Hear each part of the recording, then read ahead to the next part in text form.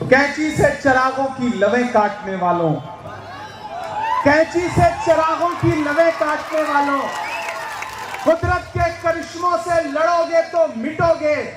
तुम फूल को चुटकी में मसल सकते हो लेकिन खुशबू को बिखरने से नहीं रोक सकोगे। मोहब्बत की दुकान है नफरत के बाजार में। अब आपको तय करना है कि आप किसके साथ हैं।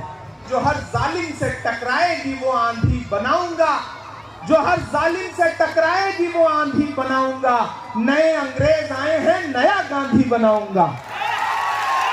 भाई कंवर जितेंद्र सिंह जी, आपके शानदार जानदार पीसीसी प्रेसिडेंट गौरव गोगोई जी, आपके सीएलपी देवव्रत जी, आपके एमएलए सीनियर एमएलए रकीबुद्दीन साहब, साकिर सिकदर साहब, हमारे आईसीसी के सेक्रेटरी अभिजीत साठे जी, अल्पसंख्यक विभाग के स्टेट चेयरमैन सलमान खान साहब, प्रभारी असलम अली साहब और सह प्रभारी इकबाल अहमद साहब, बाकी हमारे मंच पर बैठे हुए तमाम कांग्रेस पार्टी के नेतागण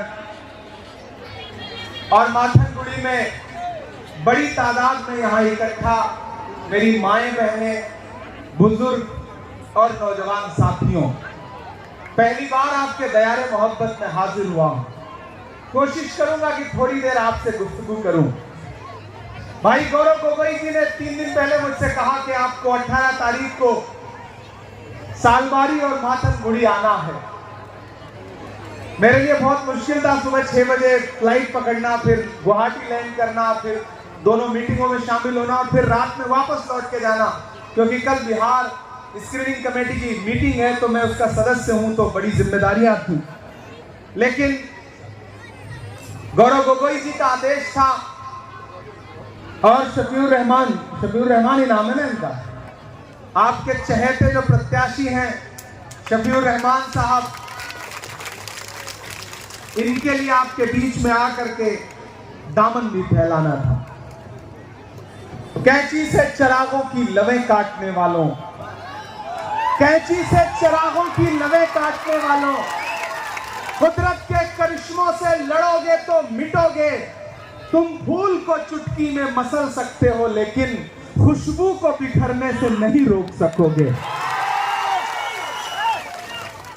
एक तरफ नफरत के पैरोकार खड़े हैं, नफरत की दुकान लेकर के खड़े हैं, नफरत की बातें लेकर के खड़े हैं, और एक तरफ इस तरफ मोहब्बत के अलंबरदार हैं, राहुल गांधी के सिपाही हैं। मोहब्बत की दुकान है नफरत के बाजार में। अब आपको तय करना है कि आप किसके साथ हैं। मैं शफीउर रहमान के लिए आपसे वोट की अपील करने के लिए आया हूं। ये जो बीटीसी का इलेक्शन है, ये सिर्फ छोटा सा इलेक्शन नहीं है, ये इलेक्शन आने वाली असेंबली इलेक्शन का सेमीफाइनल है। इसलिए आपकी जिम्मेदारियां बहुत बड़ी हो जाती हैं। चाहे बीपीएफ हो, चाहे यूपीपीएल हो, एक का चुनाव निशान है ट्रैक्टर और एक का है नांगल, यही है ना। अब चाहे ट्रैक्टर की स्टीयरिंग हो या नांगल हो, दोनों हेमंत विश्व शर्मा के हाथ में है। अगर एक वोट आप किसी को भी बांटते हैं, इधर उधर देते हैं, तो उसका फायदा सीधा सीधा हेमंत विश्व शर्मा को मिलेगा।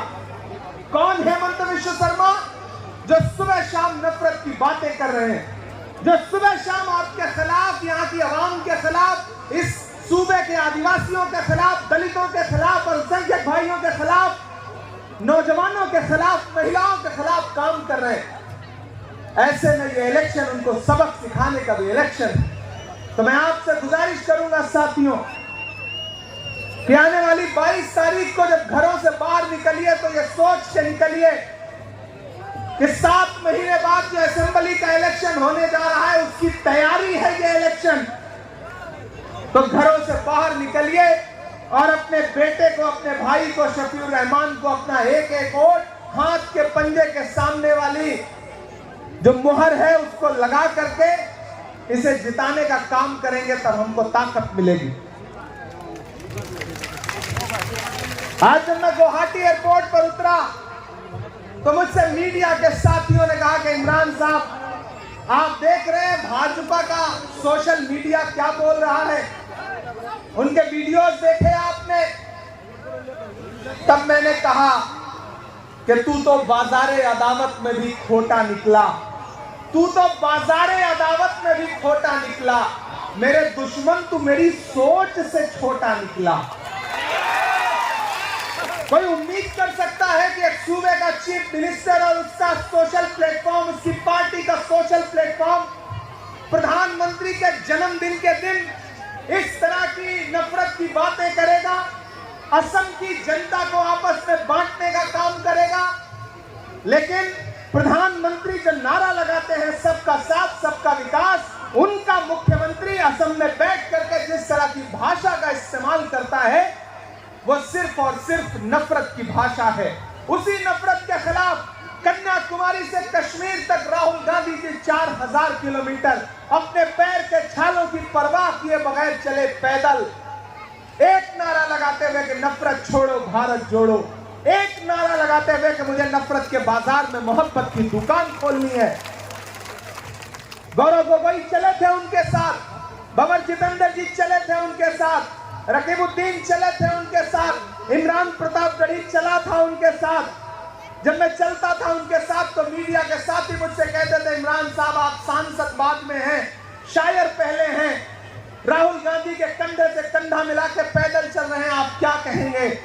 तब मैं उनसे कहता था कि जो हर जालिम से टकराएगी वो आंधी बनाऊंगा, जो हर जालिम से टकराएगी वो आंधी बनाऊंगा, नए अंग्रेज आए हैं नया गांधी बनाऊंगा। हम लोग चले हैं राहुल गांधी जी के साथ, हम उनके सिपाही बनकर के आपके बीच में खड़े हैं और आपसे ये भी कहता हूं साथियों कि ये असम की जनता को घुसपैठिया बताने वाला मुख्यमंत्री खुद घुसपैठिया है। भाजपा में घुसपैठ की और सर्बानंद सोनोवाल की सीट खा गए कि नहीं खा गए? ये घुसपैठ हुई कि नहीं हुई? तो वो तो खुद घुसपैठ करके भाजपा में घुसे, अपने उसूल, अपनी कस्में, अपने वादे सब तोड़ करके, और आज वो गौरव गोगोई को टारगेट करते हैं, कांग्रेस को टारगेट करते हैं। जब जब वो गौरव गोगोई को टारगेट करते हैं तब तब मुझे लगता है कि कांग्रेस पार्टी ने एक ऐसा मजबूत पीसीसी प्रेसिडेंट बना के भेजा है कि हेमंत विश्व शर्मा को सुबह उठते हुए, रात में सोते हुए एक नाम याद आता है, उसका नाम है गौरव गोगोई।